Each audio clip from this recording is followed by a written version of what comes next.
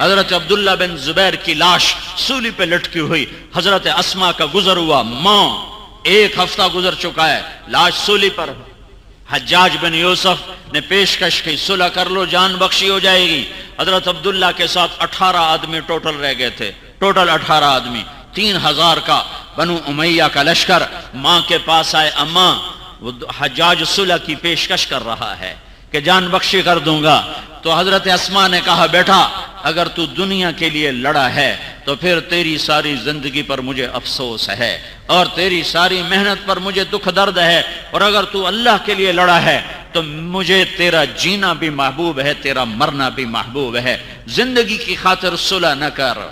اے ماں کیسی ماں ہے، کہہ رہی زندگی کے لیے صلح نہ کر، چڑھ جا چڑھ جا، نہ کر لبوں کو سی، عشق ہے دل لگی نہیں، سینے پہ تیر کھائے جا، آگے قدم بڑھائے جا، یعنی زبان حال سے کہہ دے کہ ہاں ستائے جا، ادھر آ ستمگر ہنر آزمائے ہیں، تو تیر آزما ہم جگر آزمائے ہیں۔ عبداللہ بن زبیر نے کہا اماں میں نے تیرا دودھ پیا ہے، تو ابو بکر کی بیٹی ہے، میں نے تو کبھی دنیا کا خواب بھی نہیں دیکھا، تو کیا کہہ رہی ہے؟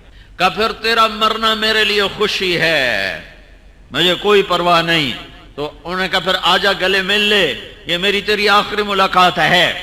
تو ماں جب گلے لگی تو کرتے کے نیچے لوہے کی زرہ تھی، تو کرتے کے نیچے سخت محسوس ہوا۔ تو حضرت اسما، حضرت عائشہ کی بہن، ابو بکر کی بیٹی، رسول اللہ سے ذات النطاقین کا خطاب پانے والی، کہنے لگے عبداللہ بیٹے یہ تیرے کرتے کے نیچے کیا ہے؟ کہا میں یہ زرہ ہے، زرہ لوہے کی زرہ۔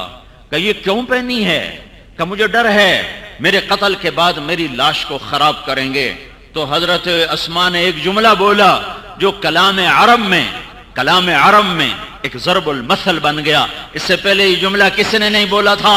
تو اسما ابو بکر کی بیٹی کہاں ابو بکر سے کم ہو سکتی ہے، وہ بولی بیٹا الشاۃ المذبوحہ لا یؤلمها الصلاۃ، بیٹا جب بکری ذبح ہو جاتی ہے، جب بکری ذبح ہو جاتی ہے تو کھال کے کھچنے کا اسے کوئی درد نہیں ہوتا، اس کی بوٹی بوٹی ہونے کا اسے کوئی درد نہیں ہوتا۔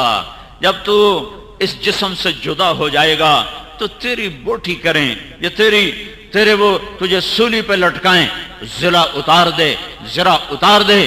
موت کے طلبگار لوہے کا سہارا نہیں لیا کرتے، ماں مرنے کے لیے تیار کر لئی ہے کہ ترجیحات میں اللہ اس کا رسول ہے، پیسہ نہیں، چیز نہیں، کرسی نہیں، اقتدار نہیں۔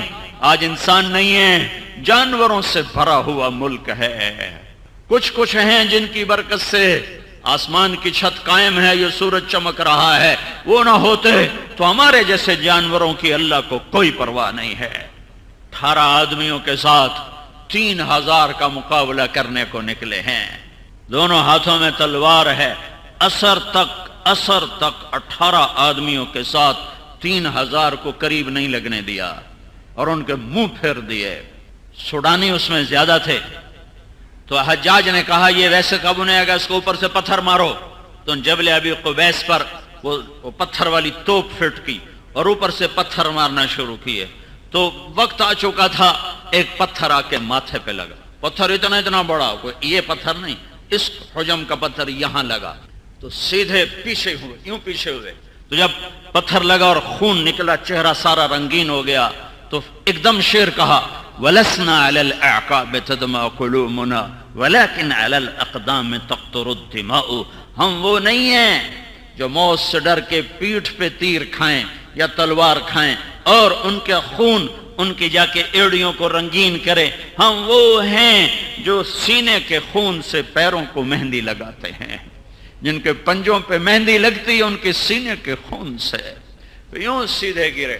تو سوڈانی اوپر چڑھ گئے، تو اس وقت اپنی ماں کو پیغام دیا اسماء ان قتلت لا تبکینی، اسماء میرے جانے کا وقت آ چکا ہے، اب رونا نہیں، تو نے خود ہی مجھے تیار کر کے بھیجا تھا، لم یبق الا حسبی و دینی، میں نے دین بچایا، اپنی خاندانی عزت اور شرافت کو بچایا، میں نے ابو بکر کے نواسا ہونے کا حق ادا کر دیا، میں نے صدیق کے نواسا ہونے کا حق ادا کر دیا، لہذا میری موت پہ رونا نہیں۔